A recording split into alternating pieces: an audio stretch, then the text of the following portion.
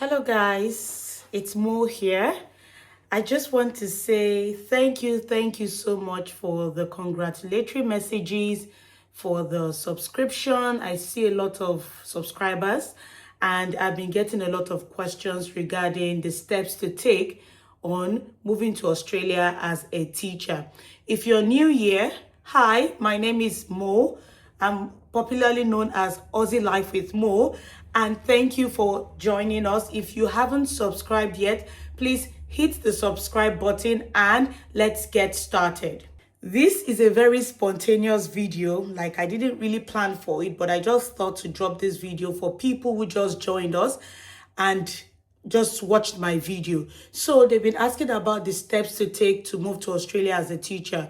The first thing you need to know is that you need to have a skills assessment. Skills assessment is where you evaluate your credentials and they need to check if it's equivalent to an Australian bachelor's degree. So for most schools in Nigeria, most universities in Nigeria, they are tier 2 universities. So most of the people who graduated with a bachelor's degree in education in schools outside of the University of Lagos, the University of Ibadan, Obafemi Awolowo University, Ahmadu Bello University, and Federal University of Technology, Akure, will need to have a postgraduate diploma in education so that when they put the two degrees together, it can then match up to a bachelor's degree in education.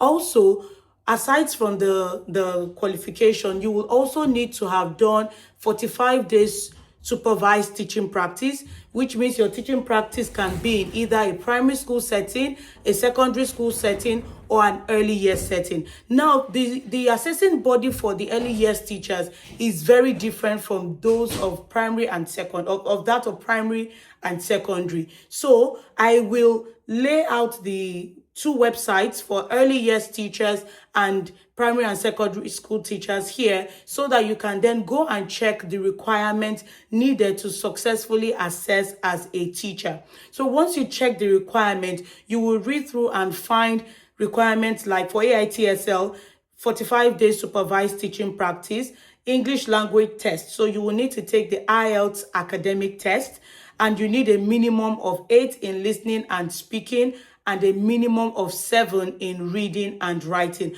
I know that this is also usually a challenge for a lot of people, and that's where most people begin to get discouraged with the process. But one thing I will say is this: just prepare. It's very achievable. Prepare for the test and go take the test. And if you need support, then find support, find professional help in order to be able to sit the test. And once you've done your IELTS, you will need to have your transcript, official transcript, which you will upload for whichever degrees that you're using, either your bachelor's degree or your bachelor's and your PGDE. You will need to upload your official transcript. You will need the letter of teaching practice signed by a department or your university. It needs to be signed. If it's not signed, then it's not going to be regarded as an official document. And then once you have read through, and for early years teachers, once you have read through the requirement on the website and you feel like you are equipped enough, you have all it takes, then go for it. Assess and keep your fingers crossed. Hopefully, you will get a positive assessment. And once you've gotten a positive assessment, you can then move on to open a profile in Skills Select and nominate your occupation.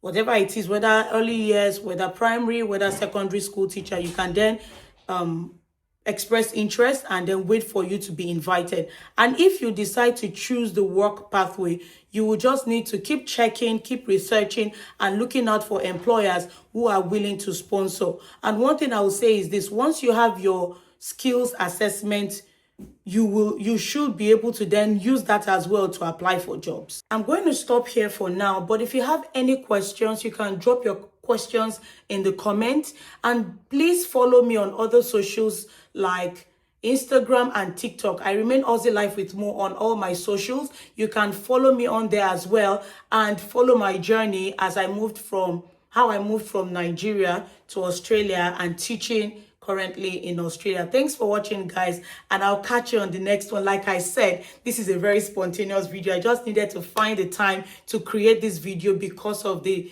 number of subscribers that we have gotten in the past few weeks. Thank you so much for your support once again. Thank you for the congratulatory messages. I appreciate you all, and I am rooting for you. I am really rooting for you. Believe you can, and you will definitely achieve it. And I'll catch you on the next one. Bye.